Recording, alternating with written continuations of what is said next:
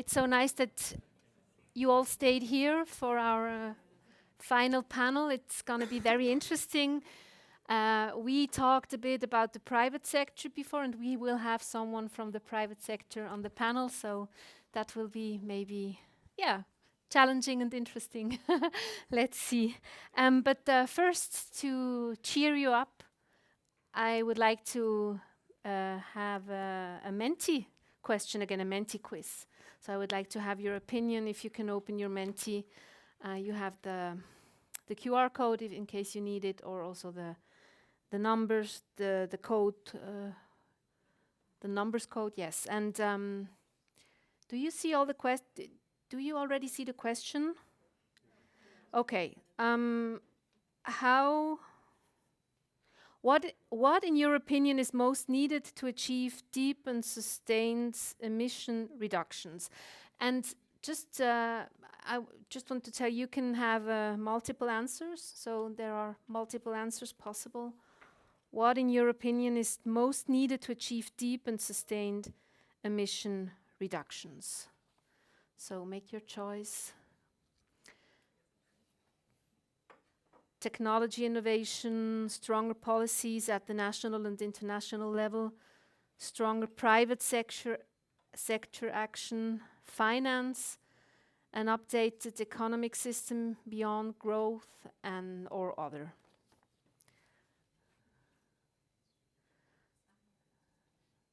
So let's see the results. Oh wow, okay. It's not that black and white, huh? An updated economic system beyond growth, stronger policies at the national and international level. There's still votes coming in. Other, I would be interested in other, but maybe that goes too far. Who had another answer? Just quickly. Who is this 3%? Don't be shy. I really would like to know. No, I'm curious. Yes, please. So if you talk loud, we hear you. Education, good point. Okay, education. Thank you. Yes?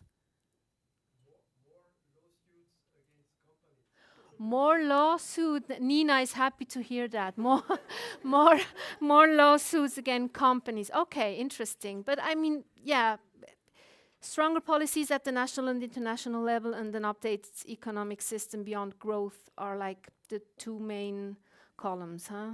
Technology, innovation, finance. Finance, again, it doesn't seem like it's an issue for you. That's funny, but okay, we take it as that. Okay, so now if I can ask the responsible people to, yes. So the panel can go on stage without hurting themselves. I'm very happy to have four experts here. We are going to talk about new economic systems, maybe also about what the role of the private sector is in sustainability. We will hear from that, and also from the federal government of Switzerland, who we have someone who represents the government of Switzerland, so that will be quite interesting. Welcome, Caroline Whyte. Caroline works for the Foundation for the Economics of Sustainability, FEASTA, and also for the Wellbeing Economy Alliance Ireland Hub. She holds a master degree in ecological economics. Thank you. Welcome. Please. Andrea Rota works for the Migros Sustainability Department at Migros Genossenschaftsbund. Welcome, Andrea Rota. Hello. Sebastian König, he is Chief Scientist in the International Affairs Division of the Swiss Federal Office for the Environment. Welcome, Sebastian König. And also welcome Till Kellerhoff, Program Director at the Club of Rome with the project coordination Earth for All. Welcome. Thank you. Where do you want to sit? There. You wanted it there? I'm always sitting here, so I see everybody. Good. Thank you. Mm-hmm. So thank you all for being here.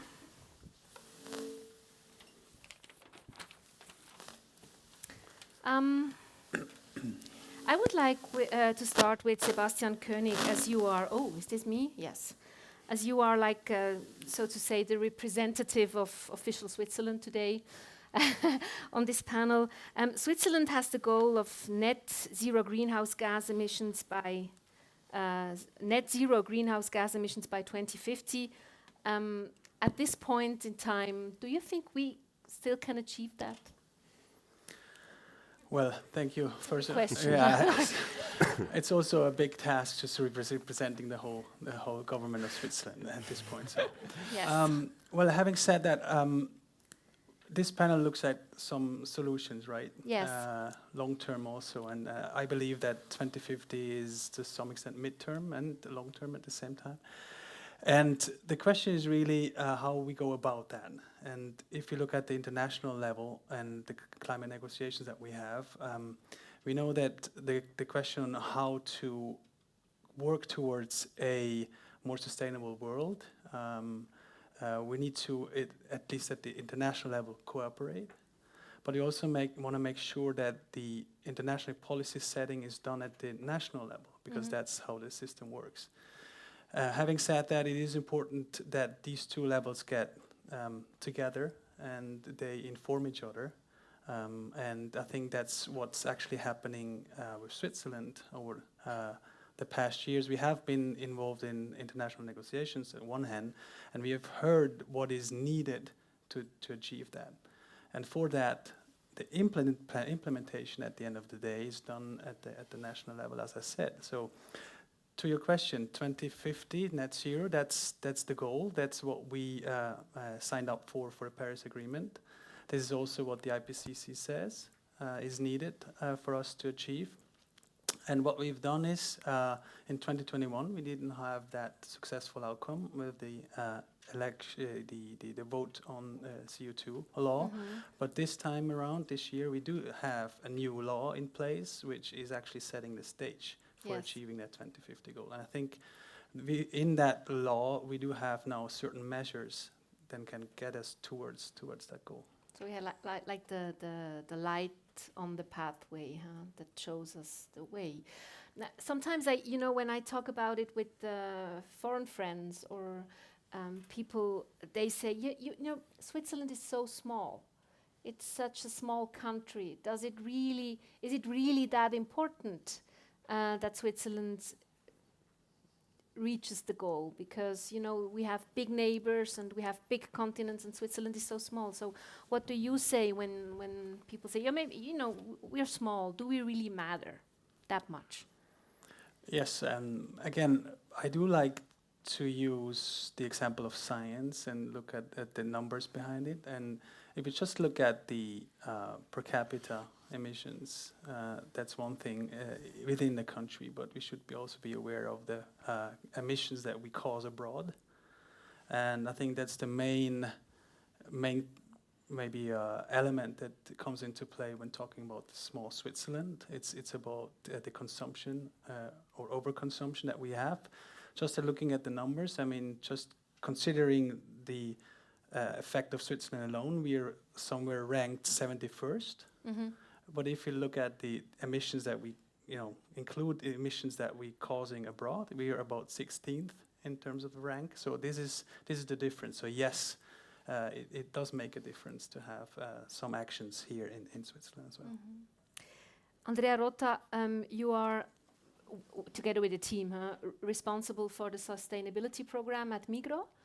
If you're not Swiss or living in Switzerland, maybe you don't know. Migros is how you say that in English? It's Detailhandel. Retail. Yes, retail, exactly. One of the two big retailers in Switzerland. So, what role does the private sector in Switzerland have when it comes to fulfill the agreement? Yeah, now the private sector, finally. I think the private sector is on one side, of course, a big part of the problem, a big emitter of carbon dioxide and other greenhouse gases, but on the other side, we're also part of the solutions. When it comes to implement solutions to the climate crisis, we as the private sectors, we have the production means, we have the resources to implement solutions that we need.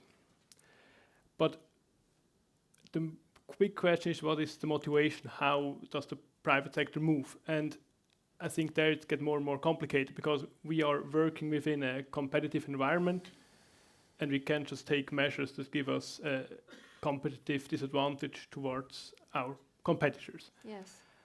And I think that's one of the points where the public sector must, or the government must take influence and make regulations for our sector, or the sector in general, that every company in the sector has the same rules and the same fair chances.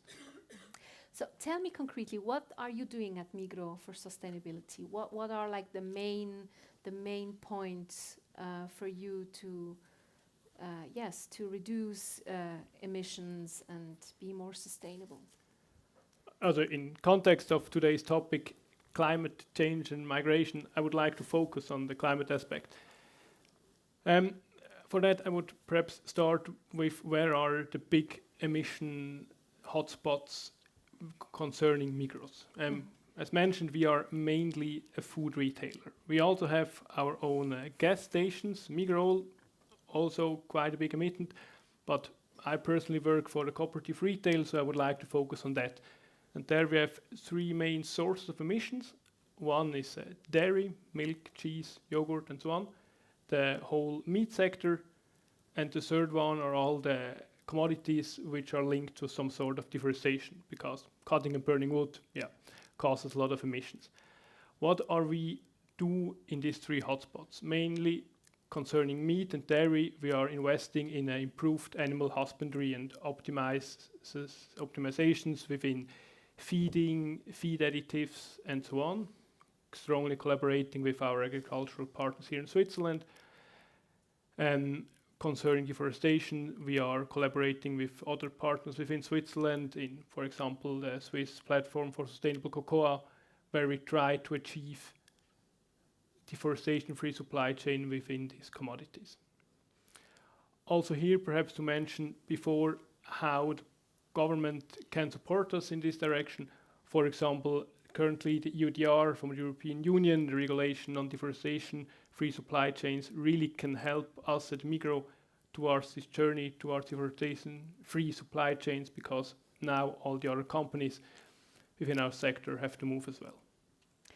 But if I understand well, I mean, the big emissions are not at the farmers or at the dairy production, but really the things that you are importing, right? The things that have to come to Switzerland, or the things that have to be transported.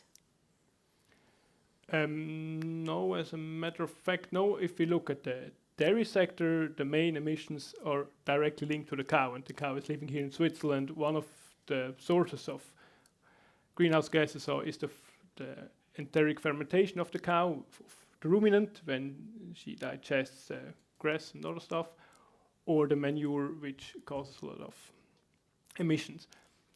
If we look at our important emissions, then, of course, as mentioned before, it's cocoa and coffee, commodities linked with deforestation that cause the main footprint.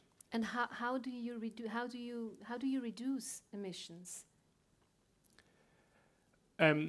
Let's go back to the dairy sector. The cow here, one measure we take is we try to increase the lifespan of a cow.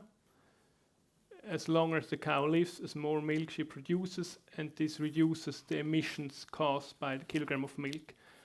Another measure we take concerning dairy is our cooperation with the Swiss producer organization IP Suisse. They have their own milk sustainability program, IP Suisse Miesenmilch. I hope some of you know it. And there we also take measures concerning feeding the animals and reduce the emissions like that. Mm-hmm. You know, when we were talking when we were preparing this panel and we had a short phone call, you told me that, you know, Migros is active in sustainability programs for like 20 or 30 or even 40 years. But how has this changed? You know, how in terms of manpower, but also in terms of the themes that you're working on, in your sustainability department. So how has that evolved the last, let's say, 20 or 30 years? I think Migros, from its history and as a cooperative, always had a very strong link to responsibility concerning social aspects, but also ecological aspects. I think how the topics changed amongst last decades is what moved society. I think in the 90s it was probably more pesticide use and animal welfare. Example here from Migros. Migros banned all the cage eggs in the early 90s, even before it was banned in Switzerland. And the climate became a topic even later. And what we see there, originally, climate protection was mainly the task of the engineering department. So it was making our stores more energy efficient, or make a more efficient cooling system in our warehouses and so on. But in the last years, we realized that only about 3% of our emissions are caused directly by the Migros operations, with our trucks, with our storehouses, and so on. But the main emission source are all the emissions caused before Migros when producing our products, mainly about 76%. And this shift for focus away from the Migros operations itself, but towards the value chain, and look in close collaboration with our suppliers to take measures. I think that was changed in the last decade. And also your department grew, right? Yeah, our department grew. As for example, when I started, we were about 20-30% less, and I started about 4.5 years ago. And also the topics where we are working on shifted. For example, when I started, there was no one really focused on climate in the value chain, and now this is the thing that I do the whole day. Interesting.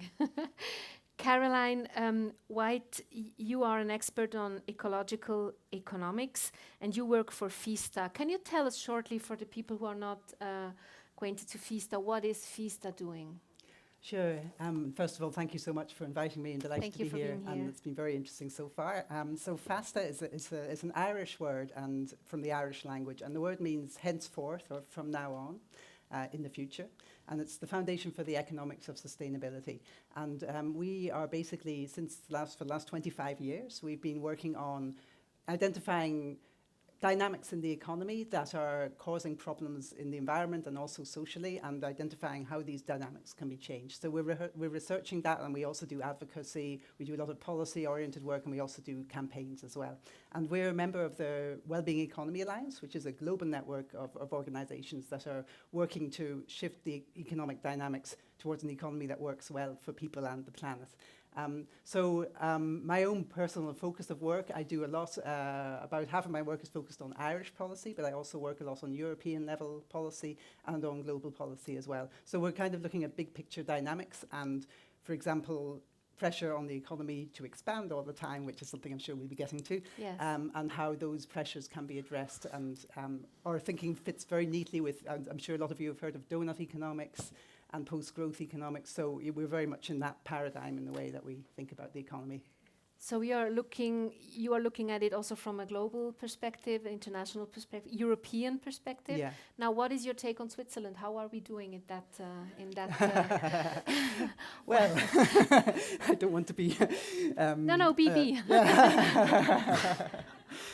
It's very interesting you asked that. I'll just give a parallel example, and people can draw their conclusions. I'm from Ireland, which is a very small, very open country, open trade, free trade oriented.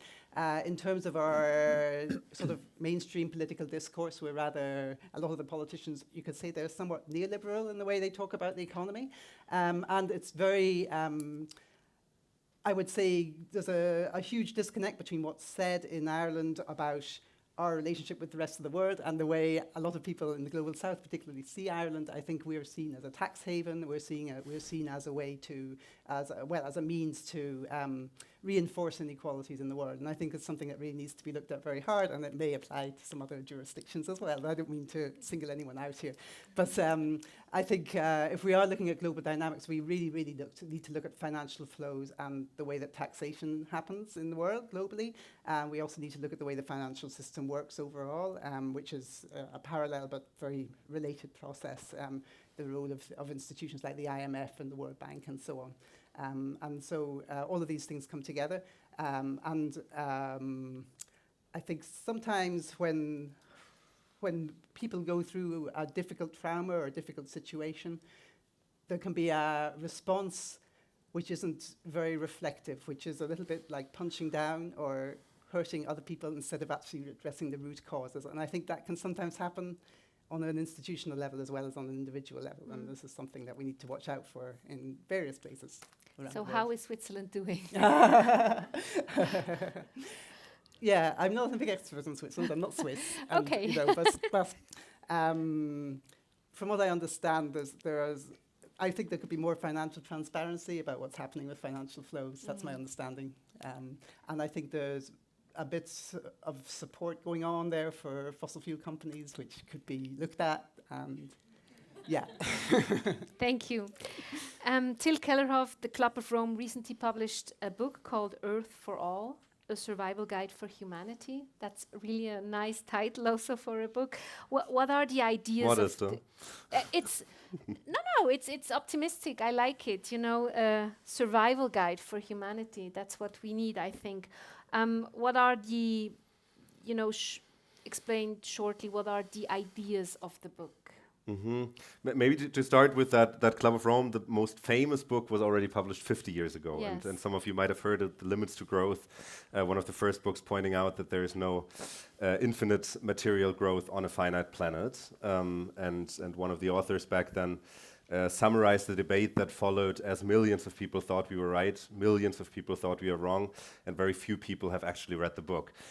Because I would agree that it's probably one of the most misinterpreted books of the 20th century, like in a time of neoliberal rising and a time of progress through material means.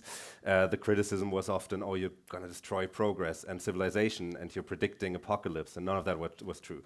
So Limits to Growth was a book that looked at 12 different scenarios, not predictions, scenarios, how the world would develop under certain assumptions. And it came to the conclusion that if we continued the trend we saw in the early 70s, we would run into massive problems mid this century, potentially seeing a collapse and decline due to the fact that either resources become so expensive because they become scarce that they are not affordable anymore, or because of pollution in the atmosphere, which was back then not described as climate change. 72, that was not a big issue. There's this one graph of rising CO2 emissions, Yes. and they were like, yeah, that could do something to the Earth, but we don't know what. So that was the basis. And what Earth for All then did 50 years later is bring together, again, people who work on system dynamic modeling. So it was a computer model, again, used similar to the Limits to Growth. Just the computers were much smaller and the data much easily available. But we also know this and we created a model, a system dynamic model, which looked at the kind of interdependence between social and environmental factors, because we know we live in an overall system and we can't just take sectors out of it because everything interacts. That was the idea of the Limits to Growth already, and that was the idea of Earth for All. But at the same time, we knew that all models are wrong, but some are useful. So we tested all the assumptions that went into the model and the interpretation that came out of that with 30 heterodox economists across the world. You mentioned Kate, but from South American economists working on the concept of buen vivir to Indian development economists, and really trying to gather different perspectives. And the main question of Earth for All was, is it possible to have a stable life of like 9 or 10 billion people on a planet within planetary boundaries, on a relatively stable planet where we don't exceed the carrying capacity of the planet constantly, and to take stock of where are we 50 years later, 50 years after the Limits to Growth. But as no one understood the 12 scenarios in the Limits to Growth, we this time just did 2 scenarios, which is easier to understand, and the terms are quite obvious. One is too little too late, which is our current trend, and the other one is a giant leap. what happens if we implement certain policies.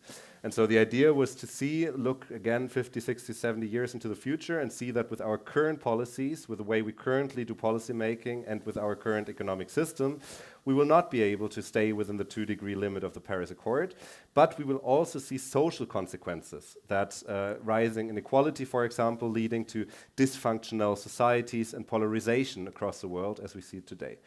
But of course, we don't want to just be pessimistic. Club of Rome is being perceived wrongly as pessimistic anyways. So we thought, what's a positive message? And there's this giant leap scenario. And the giant leap scenario maps out different policies of what could be done now or what has to be done in the next 10 years. And these policies go through 5 different areas. And I think the important thing is, again, the interrelation between the environmental and the social and the political factors there. Because the five turnarounds we describe in the book are energy as one of the biggest emitters to climate change, food production, it was mentioned, also crucial for biodiversity loss, but then actually 3 social factors: inequality, poverty, and empowerment. And we can go into detail of that, but the idea is that with increasing inequality, we won't be able to get the climate under control for different reasons we can discuss.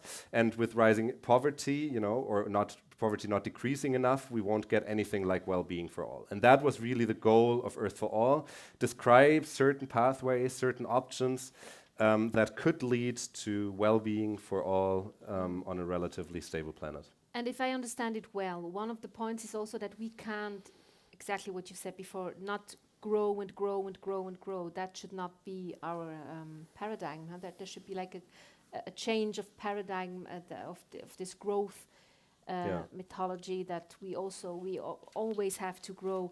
What do you say about these points, Caroline? I mean, I think you are more or less on the same page as your colleague from the Club of Rome, but do you agree with what's written in the book? I would recommend reading the book. I've read it. I think one of the things I appreciate in the book is it's quite comprehensible language, in the sense that there are 4 people, imaginary people, and it shows how they would spend in these 2 different scenarios, people around the world. And that's quite an accessible way to look at all of these things. The 5, I forgot the word, but the 5 basic turnarounds. Thank you. The 5 turnarounds. Those are things that I would definitely agree with. And I think the fundamental question that often comes up is, well, if you're not going to focus on growth, then what are you going to focus on? And I think those things are a good, give good guidelines for what you can focus on. I think inequality is a good kind of way to collect all of these, in the sense, because inequality, or certainly the 3 social ones, because empowerment relates to inequality, and all of these things go together. But I think if there's a focus on reducing inequalities, that's a very healthy focus, and it's a good way to change the dynamics away from trying to focus on expansion and expanding the overall pie so everybody can get a little bit more, instead of sharing out the pie better. Just to remind you, you can ask questions, as in the first panel. You can put it in the Menti. So if you have any questions for the panel, please don't hesitate, and we will look at them in a few minutes. So for the private sector, how realistic is the approach of, we don't have to grow more, so this degrowth, how realistic is that for you, Mr. Rota? Currently, Migros isn't growing that much. That's perhaps in this context a positive news. But you want to grow. That's the thing. No. Maybe you don't grow, but you want to grow. Yeah. I mean, your company. I mean, in the end, everyone needs food, and so we will always have our place. I personally don't think that the private sector itself will be able to change the economic systems. I think there it needs policies from the government to achieve this change, because we are locked in this market-based economy and we have to earn money somehow. Sebastian, König, the government, the policy is needed. So do you think the Swiss government or the Swiss policy or the Swiss politics are ready to have the discussion about degrowth? Are we there yet?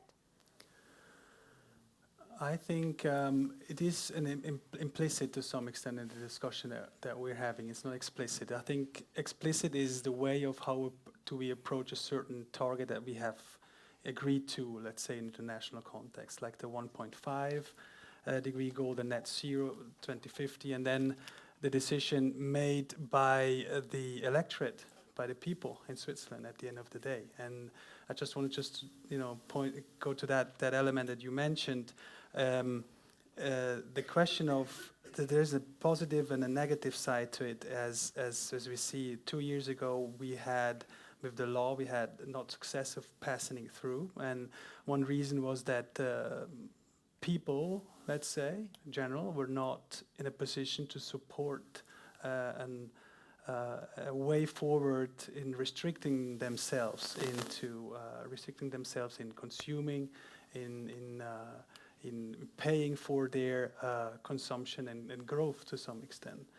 Versus this year we had a new law which was on a different spin to it, was on actually having incentives in changing certain behaviors, be it very concretely in having homeowners exchange their heating system towards a more sustainable solution. And also it's also called the Innovation Act, right? Climate and innovation. It's also about supporting technologies that can help us get into that one direction. So the negative part of it is that, so to some extent, it seems that the society is not ready yet to engage, maybe to the full extent when it comes to individual choices. But what we know is that there are certain ways of approaching it that can incentivize a certain behavior. And yes, I think that government has a certain role to play for the industry to actually set some certain frameworks, but also encouraging our society to move forward. Just another example, if I may. Yes. That not regulation is solely and most importantly the solution to all problems. We saw a few years back, actually, also part of the retail process is that the whole the discussion around the small bags that were distributed. Plastic bags. Plastic bags back then, and it was an idea to have regulation on those plastic bags. But then the retail sector came together by their own and making a business model basically out of that, reducing the amount of plastic bags given out freely, but also having a margin on those bags at the end of the day. It was after 1 year, if I'm not mistaken, it was the demand decreased by 80%. So how do we, have certain structures maybe that help us to incentivize a certain behavior? I think that's the way forward for the future. So how do we do that? I mean, if I get it right, the book is also about having a not a doomy approach, but more. Yes, I would say a happy approach or a motivated approach to do it. So how do a little bit of hope. There's a saying by Slavoj Žižek, the light at the end of the tunnel is probably just another train approaching you. That was not what we wanted to do. And maybe 2 comments. One, I totally agree. It can't be the job of the market, it can't be the job of businesses to fix the probably biggest market failure in history, which is climate change, right? That's a collective problem. It's a collective issue we need to solve, and the collective in that sense is the state. And I, hearing business, and especially Swiss business, speaking about regulation is good, because I think that is needed, because of course, in a competitive market economy, you lose profit, you lose money, and at some point you go bankrupt if you alone try to be the only front runner in an environment where others don't. So that just on that point. Sorry, one more point on growth and degrowth. I sometimes these terms are difficult, and and mix up different things. I think we need to be clear that what we need to reduce is material growth, right? The burning of fossil fuels, the material throughput through society, deforestation. All of that can't grow any longer, because what we have seen since 50 years is that this led to the expansion of 6 of 9 planetary boundaries. But there needs to be certain growth of healthcare systems, of education systems, of services, of things that make it a better life for people. And that can also include industries, right? Like there can be a certain, that's on the decoupling debate, but there can be products and production and services that work within the planetary boundaries. So I think this degrowth term sometimes scares people away, and I understand that to a certain extent. But I think, and that's coming to your question, that growth, on the opposite, is just not a helpful measurement of progress, and that coming, how do you take people on board? It's explaining as well that even if climate change wasn't a thing, a transformation of our economic system would still be beneficial for people, because we live in a system where many people don't perceive higher well-being for themselves anymore. It's just not true. This narrative of material growth leads to more well-being is not true. We see skyrocketing burnout rates in the Western world. We see depression rates going up. We see a system that not only extracts from the earth and destroys the environment, but is also not able anymore to make people happier and provide a better life for children. If you asked parents 50 years ago, do you think your children will have a better life than you? 90% said yes. If you ask that across European countries today, most of the parents say no. That is, regardless of climate change, a big problem. So I think tackling that and saying, look, the transformation is beneficial for the absolute majority, that is a narrative we have to approach it. And living in cleaner cities, having more public transport, having cleaner waters where you can swim, and all of these things happen in Switzerland more than in other countries. But this is improving your life. It's not, the narrative is not just about blocking and getting away from apocalypse. It's rethinking what a good life on a finite planet means. And I think that's the narrative we need to enforce. Andrea, Rota, the typical Migros client, do you think that it's important for her or him to have a shop? They go and do their groceries in a shop where the people who manage the shop or the retailer are really thinking about sustainability. So do you get feedback from people? They see maybe something in the shop and they say that's not sustainable. Could you change that? How is that? First, it's a question if something as the typical Migros client really exists. I think it really depends. Of course, we have some clients that are really focused and really sensitive about ecological aspects. And I mean, feedbacks over our info line about our products who are not sustainable concerning packaging or transportation and so on, constantly, of course. But of course, we also have quite a big part of our clients where price and money is the main motivator to buy a product or don't buy it. And especially in the current situation with rising prices and inflation and rising rents and energy costs, we really see that people are cut back on their money they don't spend on food.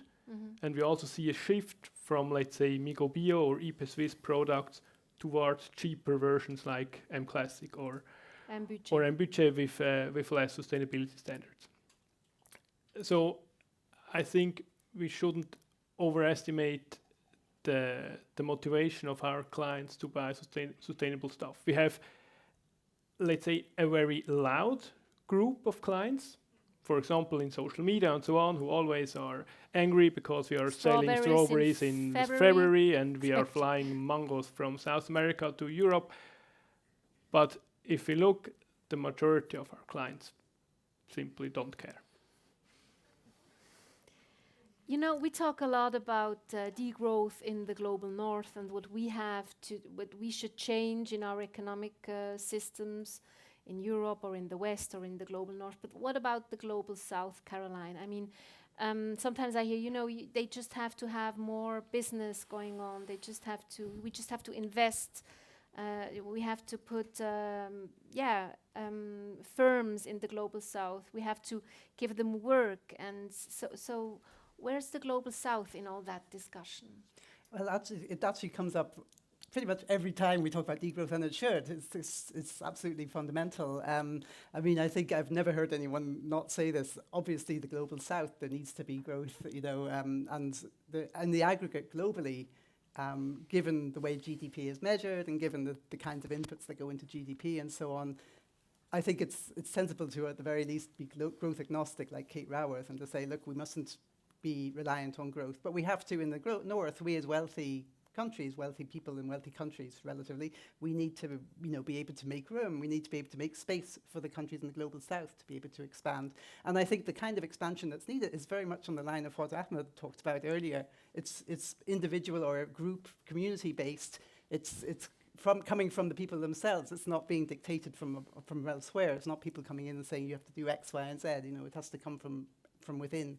So the kinds of things I talked about earlier, you know, changes in taxation and financial flows, all of those things are things that would help to shift this dynamic where we, at the moment, we have, as I'm sure a lot of you know, there's a massive drain of wealth from the global south to the global north. And all of this, you know, aid and so on, it means very well, I've no doubt. But, you know, if we look at what's really happening, we've still got this inequality. It's still getting worse. So we have to change that dynamic. And it's not just down to individuals. You know, we can't make it all about individuals changing their behavior. Just as you said, and I totally agree, there needs to be regulation. You know, there needs to be ways to level the playing field and make it the same rules for all businesses, for example, so that we're not causing this, you know, contradictory problem where there are some businesses or some people who want to change things and do things better, but they're being undermined by greenwashing by other businesses, for example. So there needs to be a level playing field that needs to apply internationally as well.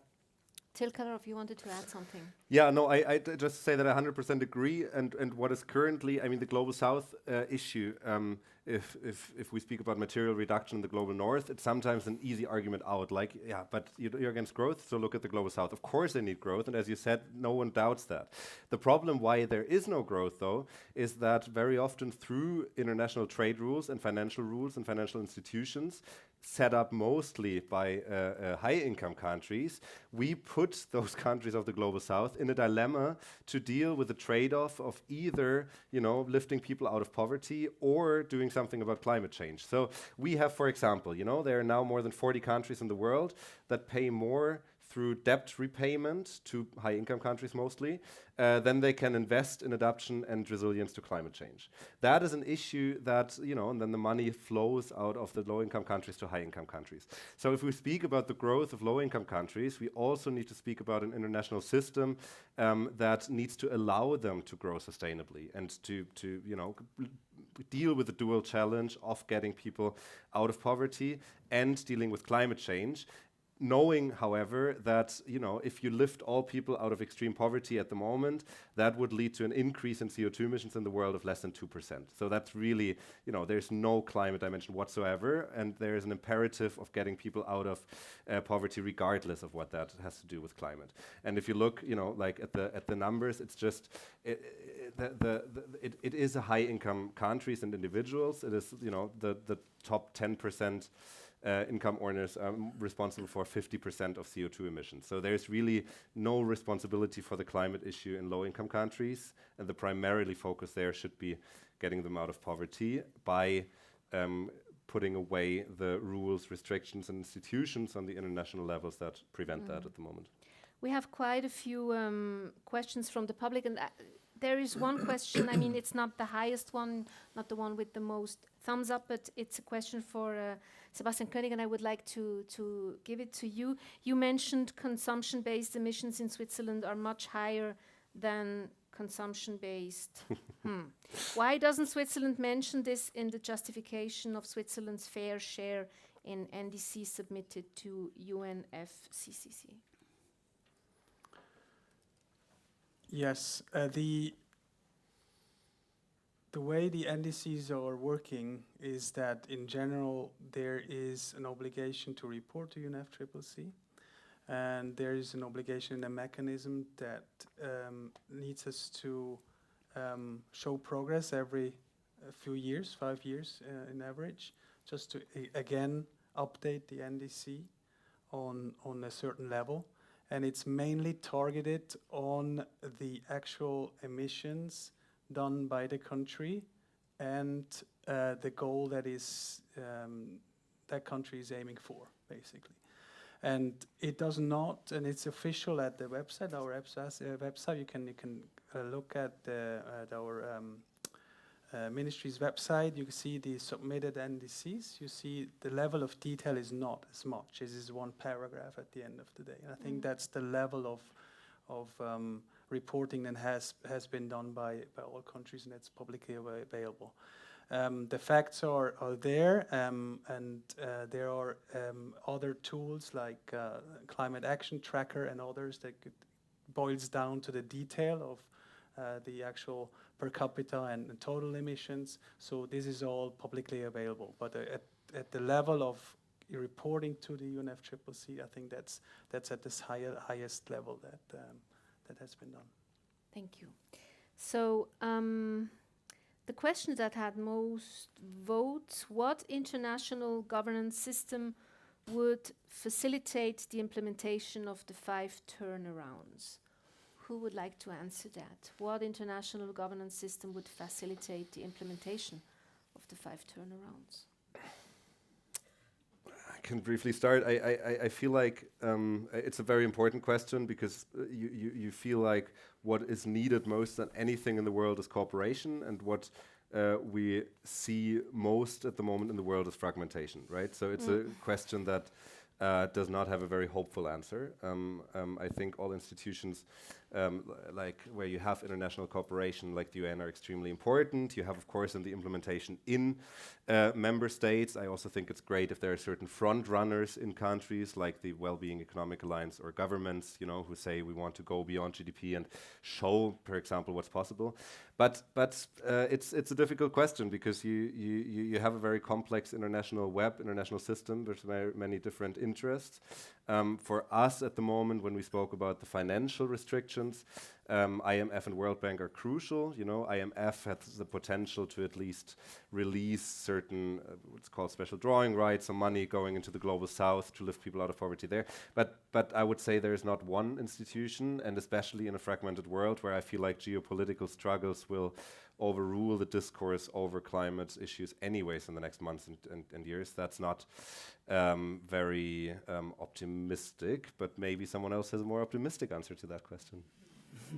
Who has Silence. a more optimistic answer to that question? Caroline. I don't know if it's more optimistic, but it builds on what you said. Part of what we've been thinking about is, and there are others saying this, there's a couple of stepping stones to having better institutions. The Citizens' Assembly model is fairly interesting because, as you probably all know, you basically take about 100 people who are like by sortition from within an area.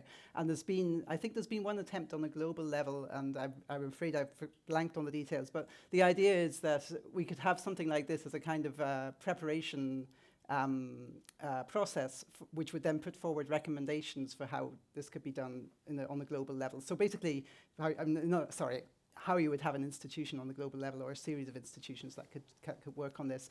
I think among the existing ones, there are some that potentially could be reformed from within, and then there's some where it's not so clear. The UN is super complicated.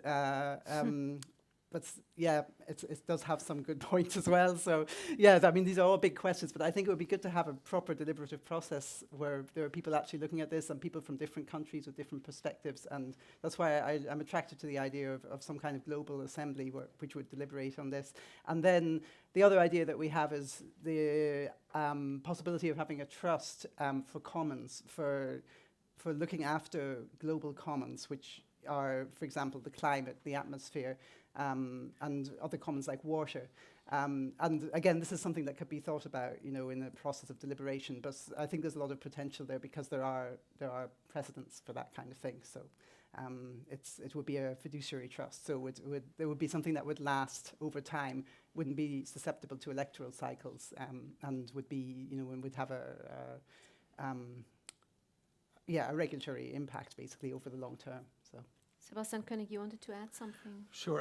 One element that maybe is not that drastic in a sense of going about this big question, but it's equally difficult to achieve, at least globally, which is to bring up about the scientific decision-making, the informed decision-making back to the table.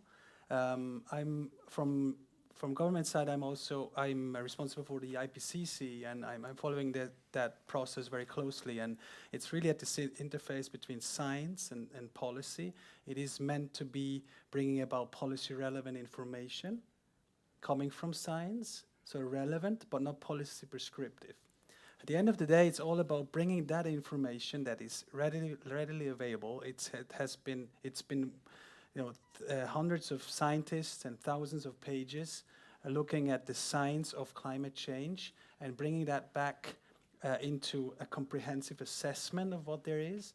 But the question now is, how can we take this information back to the policymakers, be it parliament or the policymakers in executive part of government, and having them making their decision based on what's there, what's been assessed. Because now what we see in IPCC, for example, there are many solutions coming in terms of mitigation, adaptation. They're assessing their impact in terms of CO2 equivalent. They're assessing their costs of what it means to have a certain measure in place. So there's readily available information coming from science, also social science, not just the natural science. And how can we transfer that back into decision making? I think that would make a huge leap in how we go about decisions for the future. Giant leap. Giant leap, exactly. We have an audience of a lot of people who work for NGO, and they also had a question from the perspective of NGO. What role can NGOs play in the post-growth debate? So what role can the people here in the audience play? Who would like to answer that? Caroline. Sure. Keep the overtone window widening all the time. Keep bringing up what's the actual economic goal? What do we need to? What are we trying to achieve here? And do this on different levels. I would say. I think we need to be working on lots of levels. So do it with your family, with your friends. Do it with the people you work with. Do it with your politicians. Do it during electoral campaigns. This needs a lot of energy, I know. But I think it's important to work on lots of levels, and having a debate is super, super important, talking about these things, talking about where we want the economy to go, what's the overall vision for the economy. It's surprising how little that's been talked about in the past, and it's something that really, really needs to be talked about. What's the vision here? Because if there's no vision, then growth kind of rushes in and becomes the vision, and that's what we need to avoid. So, I think really keeping that debate open. And I think there is, I was really heartened myself. I was lucky enough to be at the Beyond Growth Conference in Brussels in May, and I was just really moved actually by the fact that there were so many young people and people who weren't, kind of in the system, if you like, who were there and were just so positive and empowered and enthusiastic about this, And there were people who worked in the Parliament who said they'd never seen it like that, So that was actually very, very, very heartening. And I think, yes, keeping up that pressure and keeping that debate open and going all the time is very important. I have a question here for Andrea. Rota, you mentioned the effect of the EU deforestation regulation. Would you say the current proposal for a corporate sustainability due diligence directive, inclusive climate, would help Migros too? Yes, I'm convinced it will. On one side, we have our own industry, for example, Chocolat Free or Delica with chocolate and coffee exporting to the EU, who is directly affected and now has to take measures if they want or not. And it also helps the other industries and Migros itself when we source on international markets that we know that these products fulfill certain regulations. Because, Migros for Swiss, in Switzerland is a big player, but on global markets we are still very small. Thank you. Till at the end of the book you talk about positive tipping points. You end on an optimistic note. We will shortly end this panel too, but could you give us some hope? Give us some hope. Cloud Give us Rome hope. being asked for hope. That's nice. Yeah, I mean, we all know, we speak a lot about tipping points in the environmental field, right? We all know that not all processes there are linear, and the more CO2 emits, the more temperature increase there is, but there are certain points where all of a sudden small increases, lead to a massive change. And that is always, that's a fear, and that's a negative thing, and that is something we need to be careful about. But of course, we also see societal tipping points where there is a certain discontent with the current system. There is a current, you said vision. There are people building up a different vision because they see the vision that was projected on them doesn't work for them anymore. Fadel Kaboub, an economist, said, if you don't have a vision, others will have a vision for you. And I think there can be a tipping point in terms of wanting something else, wanting a different economic system, that does work for all. Sometimes crisis and challenges have to increase to a certain point that this movement really flips over. And there can be social tipping points for change. And the great thing with tipping points then is, it's a bad and the good thing, it will go fast then, right? I mean, we have seen that with many processes in world history. Actually, my most hopeful graph I sometimes show is how certain developments took place. And very often it was an exponential curve. You started very, very slowly, and then all of a sudden, for example, introduction of cars was slowly, and then all of a sudden there was a tipping point and it was increased. Same with canals or dams or water, electricity. It was very often very slowly, and then after a certain tipping point it increased. If we manage to do that for renewables and for a kind of way forward, a different story of progress, then things can go fast. Things in humanity history have gone fast, and there is an element of it's not too late. It's just the rapid implementation of change that can get us out of here. I hope that was hopeful enough. That's quite hopeful, yes. So on a scale of not at all optimistic or very optimistic, where would you put yourself? So you're destroying the hopeful message now again. I just meant. I'm just checking if you're honest to yourself. No, what I said before is that there is this option, right? It's not to say that I believe in this option, especially looking at the events the last days. I find it really difficult to be very optimistic at the moment. So in order to keep the little bit of hope and positive message, I rather don't answer that question. Okay, that's also an answer. Sebastian König, on a scale of not at all optimistic and very optimistic, where would you put yourself?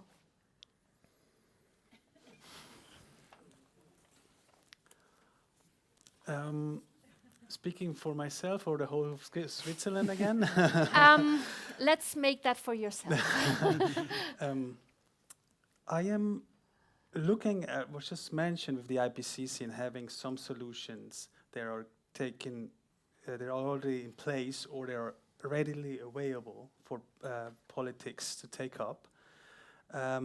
That's the hopeful part. It's not that that we have to invent in solutions and response options to go into that direction. So it's there. So that's a positive element. But then on the other hand, really taking it up and applying it, getting to that tipping point element, that I'm not that realistic, because the current situation, as you mentioned, and the political setup is such that climate change, environmental issues are, in terms of the political agenda, is always lowest. So I think that's a more negative side of it. Okay, that was a quite Swiss answer. Andrea, Rota. I would put it probably somewhat similar than you did. For example, we at Migros, we have our climate strategy. We know what needs to be done to achieve net zero by 2050. But the question is, will consumers and consume patterns in Switzerland change in the directions they need to change to achieve these goals? At the moment, I'm not that optimistic. Okay, and last but not least, Caroline. As somebody from a relatively wealthy country with fairly high emissions, I don't think I have the right to despair. I think I need, I have a responsibility on a personal level to try and change things, and so I basically don't go there. I don't think about optimism, pessimism. I try to just do something. And sorry, one last little thing. I meant to say, when you asked about what NGOs should do, please look up capandShareAlliance.org. That's our alliance, and it's for, which we've just launched with several NGOs in Africa, South America, different places, and it's for capping fossil fuels and phase out of fossil fuels, and then climate justice. Thank you. Thank you very much for this interesting panel, this interesting discussion. Thank you. And yeah, give them a very warm applause. Please. Thanks.